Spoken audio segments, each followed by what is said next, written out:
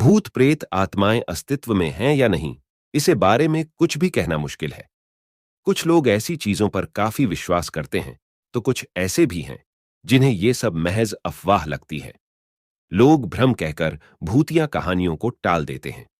आपने कई बार दोस्तों से या किसी से भी उन जगहों के बारे में कहानियां या किस्से सुने होंगे जिन्हें सुनकर ऐसा लगा होगा जैसे आत्माएं आज भी अस्तित्व में हैं। चलिए, आज हम आपको दिल्ली की कुछ ऐसी जगहों के बारे में बताते हैं जो भूतिया कहानियों के लिए जानी जाती हैं।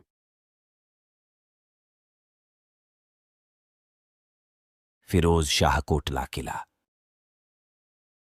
फिरोज शाह तुगलक ने 1354 में इस किले का निर्माण किया था। आज इसे खंडहर में बदल दिया गया है। लोगों का कहना है कि यहां गुरुवार को मोमबत्तियां और अगरबत्तियां जलती हुई दिखाई देती हैं। ऐसा माना जाता है कि यहां आत्माएं जिन्न को खुश करने के लिए जमा होती है, इसलिए लोग यहां जाने से बेहद डरते हैं। खूनी दरवाजा। दिल्ली में खूनी दरवाजा नाम की एक फेमस जगह है। इसे दिल्ली की सबसे भूतिया जगह में देखा जाता है। लोगों का मानना है कि यहां लोगों के चीखने और रोने की आवाजें आती हैं। कहते हैं कि यहां 3 राजकुमारियों को बीडीडी ढेही बेरहमी से मार दिया गया था। साथ ही यहां अंग्रेजों ने कई स्वतंत्रता सेनानियों को भी मार दिया था, जिस वजह से उनकी भी आत्माएं यहां घूमती रहती हैं।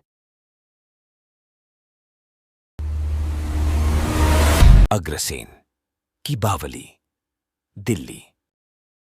अग्रसेन की बावली को भी दिल्ली की सबसे डरावनी जगहों में गिना जाता है। कहते हैं कि इस बावली में बुरी आत्माओं का निवास है।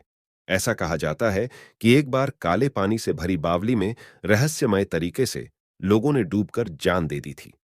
तब से माना जाता है कि यहां चीखें सुनाई देती हैं और साथ ही आसपास असामान्य घटनाएं भी देखने को मिलती हैं। Cantonment highway, Delhi. Delhi cantonment का नाम दिल्ली की सबसे भयानक जगहों में आता है। लोगों का कहना कि यहां सफेद साड़ी में एक महिला का भूत घूमता है। महिला लोगों से लिफ्ट मांगती है और जिन लोगों ने यह देखा है उनके लिए वो स्थिति बेहद भयानक रही है। मालचा महल, दिल्ली। दिल्ली के दक्षिण रिज में एक छिपा हुआ महल है जिसे मालचा कहते हैं। इस महल को फिरोज शाह तुगलक ने अपने शिकारगाह के लिए बनवाया था।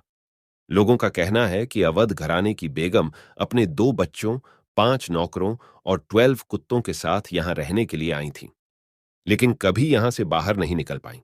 ऐसा माना जाता है कि यहां बेगम ने आत्महत्या कर ली। उनकी रूह यहां भटकती रहती है। इस लेख में बताई गई किसी भी जानकारी सामग्री में निहित सटीकता या विश्वसनीयता की गारंटी नहीं है। हमारा उद्देश्य महज सूचना पहुंचाना है। इसके उपयोगकर्ता इसे महज सूचना के तहत ही लें।